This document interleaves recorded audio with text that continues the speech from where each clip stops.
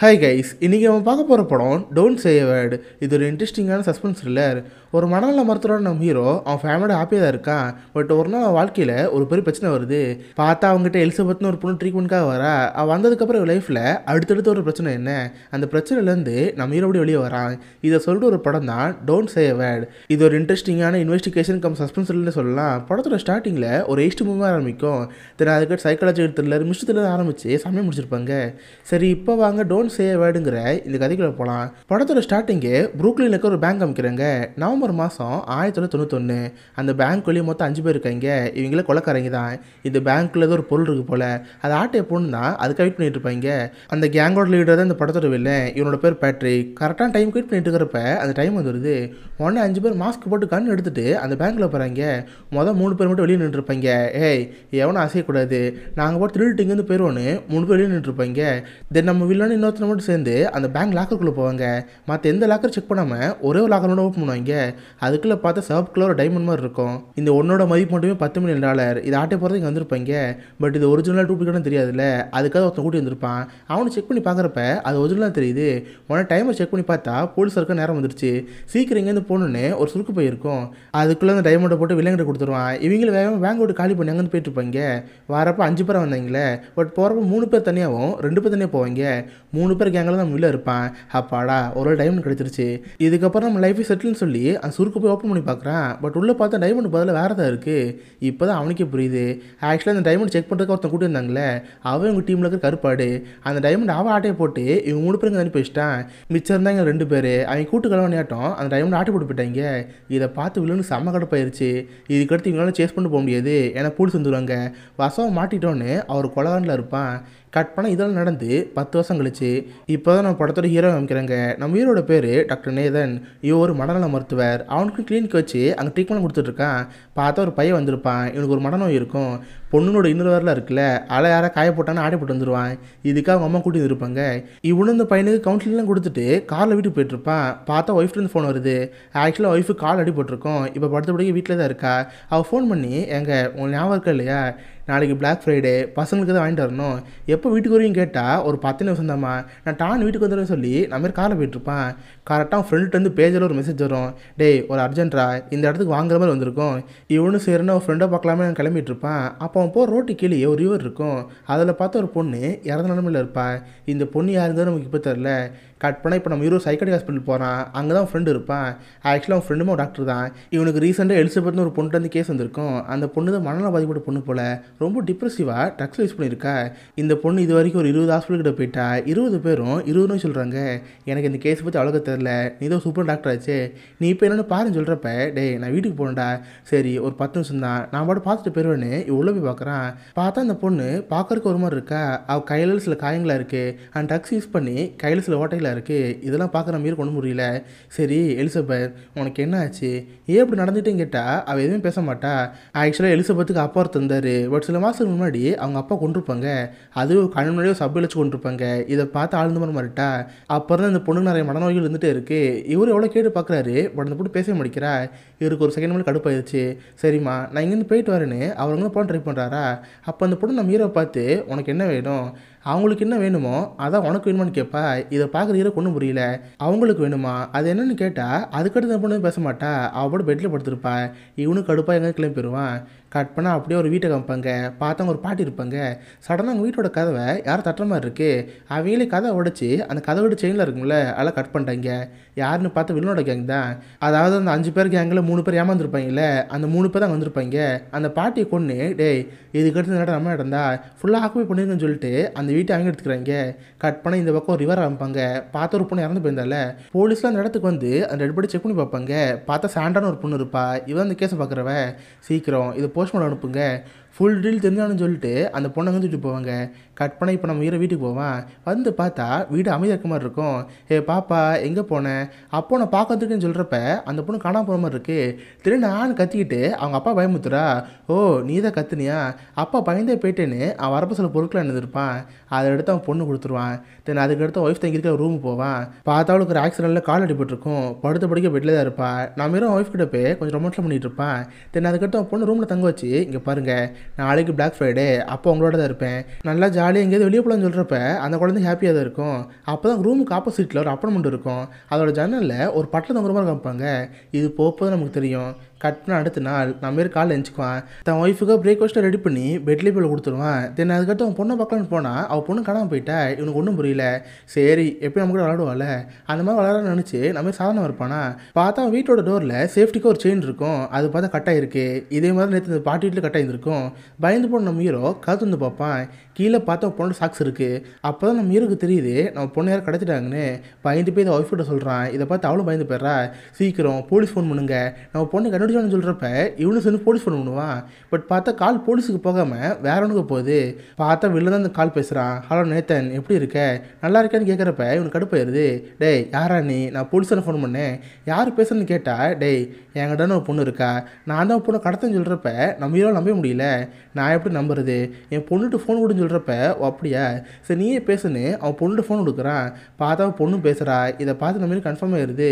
இங்கே பாரு, இப்போதைக்கு உன் பொண்ணு என்கிட்ட தான் இருக்கா, நான் சொல்கிறத செய்கிறத தவிர உனக்கு எந்த ஆப்ஷனும் கிடையாது, புரிஞ்சான்னு கேட்குறப்ப நம்ம கோவத்தை கத்துவானா. டேய் என்கிட்ட கத்துறது இருக்கட்டும், அங்கே பாரு ஒய்ஃப் கீழே விழுக போகிறா, ஆடி உடஞ்ச கால் 2 கால் உடஞ்சிருப்போது, போய் காப்பாற்றுன்னு சொல்கிறப்ப நம்ம திரும்பி பார்ப்பான். பார்த்தா ஒய்ஃப் கீழே விழுற மாதிரி இருப்பா. இவன் தான் தூக்கி திரும்ப பெட்டில் படுக்க வைப்பான். நம்ம ஒன்றும் புரியல. நம்ம ஒய்ஃப் இங்கே கீழே விழுற விஷயம் அவனுக்கிட்ட தெரியும். ஒருவேளை இங்கே இருக்கான்னு சொல்லிட்டு ஆப்போசிட் பில்டிங்கில் பார்ப்பான். அங்கே பார்த்தா நிறைய வீடு இருக்கும். எங்கேருந்து வேணாலும் அந்த வில்லங்களை பார்க்கலாம். இதை பார்க்க நம்ம கண்டிஷனே தெரில. சரி உனக்கு என்னதான் வேணும், காசாக வேணுமா, எவ்வளோன்னு கேட்டா, டேய் நான் அவங்கள்ட்ட காசு கேட்டேன்னா, இங்கே பாரு நேற்று நீ ஒரு கேஸ் விஷயமா எலிசபெத் ஒரு பொண்ணை பார்த்தில, அந்த பொண்ணு மூடியில் இருக்கிற ஒரு விஷயங்களுக்கு வேணும். நாங்களே எவ்வளோ பேர் பார்த்துட்டோம், பட் யாராலும் கண்டுபிடிக்க முடியல. நீ இதே ஒரு ப்ரொஃபஷனல் டாக்டர் ஆச்சே, அந்த பொண்ணோட மைண்டில் ஒரு 6 டிஜிட் கோடு இருக்குது, அந்த கோடு எங்களுக்கு வேணும், அதுவும் கரெக்டாக சாயங்காலம் 5 மணிக்குள்ளே. அப்படின்னு கேஸ் எங்களுக்கு தரலன்னு வச்சுக்கேன், உன் பொண்ணு செத்துருவா. அண்ட் ஒய்ஃபு படுத்த படிக்க பெட்டில் தானே இருக்கா, அவளையும் கொள்ளலான்னு கொண்டுருவான். உனக்கு இதோட்ட ஒரு வழியில்னு சொல்கிறப்ப நம்ம கோவந்து வருது. அண்ட் இன்னொரு முக்கியமான விஷயம், போலீஸ்கிட்ட போகிறேன்னு ஸ்மார்ட்டாக தான் பண்ணிகிட்டு இருக்காத, நீ என்ன பார்க்குறியோ என்ன பேசுறியோ அது எங்களால் கேட்க முடியும், புரியலான்னு சொல்கிறப்ப நம்ம பயமாயிருச்சு. தான் ஒய்ஃபை கிஸ் பண்ணிவிட்டு வேகமாக அங்கேருந்து போகலாம் ட்ரை பண்ணுறான். பார்த்தா அவன் காரில் ஒரு ஃபோன் இருக்கும். இதுக்கடுத்து இதில் இருந்தால் வில்லங்கிட்ட பேச முடியும். இவனும் சேர்ந்து ஃபோன் எடுத்து வச்சுக்கிறான். கட் பண்ணி இப்போ அப்படியே ஒரு ஹாஸ்பிட்டல் காமிப்பாங்க. பார்த்து நேற்று ஒரு பொண்ணு இறந்து போய் ஆற்றுல இருந்தால, அந்த பொண்ணோட போஸ்ட்மார்ட்டம் ரிப்போர்ட் வந்திருக்கும். ஆக்சுவலி செத்து போன அந்த பொண்ணோட பேர் சாண்ட்ரா. கிட்டத்தட்ட நிறைய பேர் அந்த பொண்ணை ஷூட் பண்ணி கொண்டிருக்காங்க. கிட்டத்தட்ட 10 மணி நேரம் கிட்ட அந்த பொண்ணோட பொண்ணு தண்ணிக்குள்ள இருந்திருக்கு. இதை போஸ்ட்மார்ட்டம் ரிப்போர்ட்னு சொல்லிட்டு மொத்தமாக கொடுத்துருவாங்களா. இதை அந்த சாண்ட்ராங்கிற போலீஸ் பார்த்துருப்பா. அவளுக்கு அந்த ரிப்போர்ட்லாம் பார்க்குறப்ப ஒரே ஷாக்காக இருக்கும். ஏன்னா ஒரு 1-2 வருஷம் முன்னாடி இதே மாதிரி ஒரு ஆளை கொடூரமாக சுட்டு கொண்டு இருந்தாங்க. ஒருவேளை அந்த நாளோட கேஸுக்கும் இந்த பொண்ணுக்கு சம்மந்தம் இருக்குமா, நம்ம அதை பற்றி தேடி பார்ப்போன்னு அந்த கேஸில் தேடி பார்க்க ஆரம்பிக்கிறா.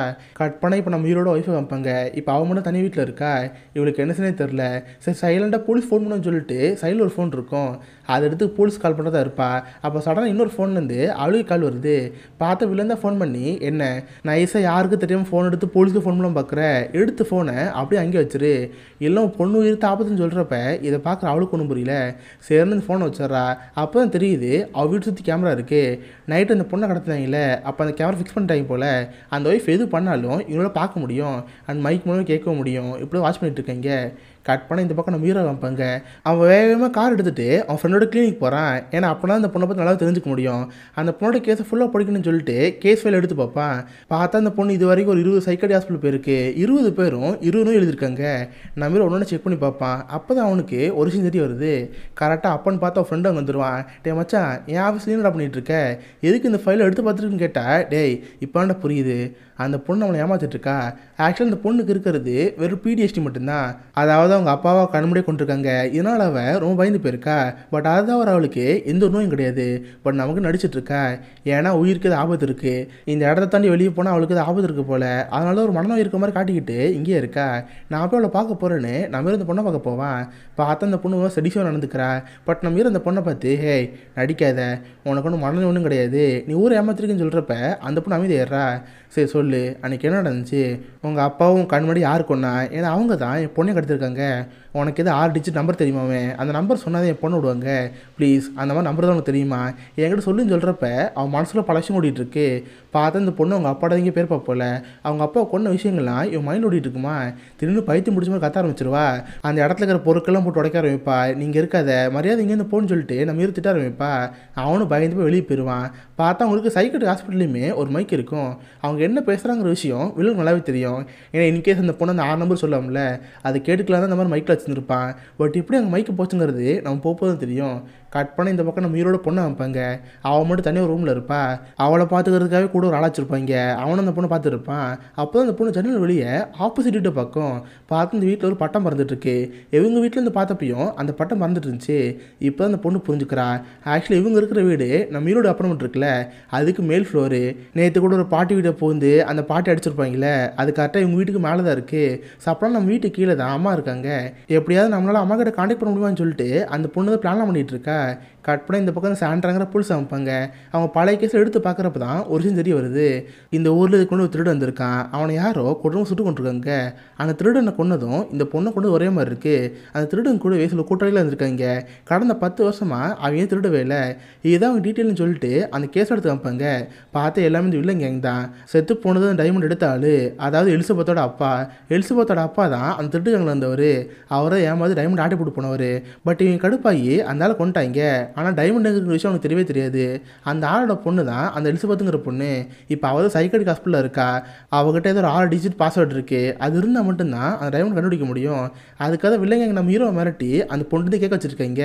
இப்போ உங்களுக்கு அந்த கதை நல்லாவே புரியும்னு நினைக்கிறேன். பட் அந்த சாண்ட்ராங்கிற பொண்ணுக்கு ஒரு விஷயம் தெரியல. சரி, அந்த திருட்டு போல கொண்டாங்க. பட் எதுக்கு தேவையில்லாமல் இந்த சாண்ட்ராங்கிற பொண்ணை கொண்டாங்க. சரி, இந்த பொண்ணை போய் தேடி பார்ப்போம். இவளுக்கு தெரிஞ்சவங்க யாராவது இருக்காங்களான்னு சொல்லி அவளை பார்க்க போயிட்டு இருப்பா. கட் பண்ண இந்த பக்கம் நம்ம ஹீரோ வைப்பாங்க. அந்த பொண்ணை பற்றின கேஸை அடுத்தடுத்து எடுத்து பார்த்துட்டே இருப்பான். பார்த்தா நியூஸ் பேப்பர் கட்டிங்ஸ் இருக்கும். இந்த பொண்ணோட அப்பா கொண்டிருப்பாங்களே, அது நியூஸ் பேப்பரில் இருக்கும். அதுக்கடுத்து அந்த பொண்ணு ஹாட் ஐலாண்ட் ஒரு இடம் இருக்குது. அந்த இடத்துக்கு யாரும் பெருசாக போக மாட்டாங்க. பட் இந்த பொண்ணு மட்டும் தனியாக அந்த ஐலாண்டில் இருந்திருக்கா. தென் போலீஸ் அந்த பொண்ணை கண்டுபிடிச்சி இந்த மாதிரி ஹாஸ்பிட்டல் எடுத்துருப்பாங்க. இது ஒரு நியூஸ் பேப்பராக அந்த கட்டிங்ஸில் இருக்கும். இதை பார்க்குற நம்ம ஹீரோக்கு ஒரு விஷயம் புரியவே இல்லை. எதுக்கு இந்த பொண்ணு இந்த ஐலாண்டு போனோம். சரி, திரும்ப அந்த பொண்ணை பார்ப்போம். அவளை கேட்டு தெரிஞ்சுக்கோன்னு மெதுவாக ரூம்குள்ளே போவான். இங்கே பாரு, நான் உன்னை எதுவும் டிஸ்டர்ப் பண்ண வரவே இல்லை. பட் எனக்கு ஒரு ஹெல்ப் தேவை. உன்னால் மட்டும் என் பொண்ணை காப்பாற்ற முடியும். ப்ளீஸ், உனக்கே ஞாபகம் இருக்கா? இருந்தால் என்கிட்ட சொல்லுன்னு சொல்கிறப்ப அந்த பொண்ணு சொல்ல வர மாதிரி வந்துட்டுருக்கா. இதை பார்த்து வில்லன் ஹாப்பியாக இருக்குது. 6 நம்பர் சொல்லுவான்னு பார்த்தா அவள் கடைசியில் சொல்லவே இல்லை. இதை பார்த்து அவனே கடுப்பாயிருது. நான் மீறி எப்படி அந்த பொண்ணு வந்து விஷயத்த அவனே தெரியாமல் வெளியில் நின்றுருப்பான். அப்போ கரெக்டாக ஃப்ரெண்டு வருவான். ஒரு ஊசி எடுத்து அந்த பொண்ணுக்கு போகிற மாதிரி வருவான். இதை பார்க்க இருக்கணும் புரியல. டேய், என்னாச்சு? எதுக்கு இந்த ஊசி அந்த பொண்ணுக்கு போகிறேன்னு கேட்டால் அந்த ஃப்ரெண்டெல்லாம் கண்டுக்க மாட்டான். அவன் மட்டும் உள்ளே போயிட்டே இருப்பான். அப்போ தான் கரெக்டாக அந்த ஃப்ரெண்டுக்கு ஒரு ஃபோன் வருது. அந்த ஃபோனை பார்க்கறதுக்கு இவங்ககிட்ட விலங்கு ஒரு ஃபோன் கொடுத்தாங்களே, சேம் அதே மாதிரி தான் இருக்குது. இதை பார்க்க நமக்கு சந்தேகம் வருது. அந்த ஊசி பிடிங்கி அவங்க இடத்துல வச்சு, டேய் உண்மையை சொல்லு, அந்த வில்லங்க எனக்கு உனக்கு சம்மந்தம் இருக்கா? உண்மையை சொல்லி சொல்கிறப்ப, சாரி மச்சான், எனக்கு அவனுக்கு அந்த சம்மந்தம் கிடையாது. எல்லாரும் அவங்க கடத்திட்டாங்க. உன்னோடய மறட்டினாங்களோ அதே மாதிரி நான் மறட்டினாங்க. நான் அந்த தேவையில்லாமல் அந்த கேஸ் இழுத்து விட்டேன்டா, என்னை மடிச்சிருன்னு சொல்கிறப்ப இதை பார்க்குற நம்பி கண்டிஷனே தெரில. ஸோ அப்போனா ஒரே கேங் தான் 2 பேரும் கடத்திருக்காங்க. வேறு வழி இல்லை. நான் அந்த பொண்ணுகிட்ட தனியாக விசாரிச்சேன்னு சொல்லிட்டு அந்த பொண்ணு தனியாக கூட்டி போயிட்டு இருப்பான். இப்போ அவன் ஃப்ரெண்டு மட்டும் அந்த ஹாஸ்பிட்டலில் இருப்பான். கரெக்டாக அவனை பார்க்கறதுக்கு அந்த சாண்டாங்கிற போலீஸ் அங்கே வருவா. இறந்து போயிருப்பாள் அந்த சாரா. அந்த பொண்ணு ஃபோட்டோ காமிச்சு இவர் உங்களுக்கு தெரியுமான்னு கேட்பான். இதை பார்த்து அந்த ஃப்ரெண்டு பயம் ஆரம்பிச்சிடும். ஏன்னா சாராங்கிற பொண்ணு தான் இவள் லவ் பண்ணிகிட்டு இருப்பான்.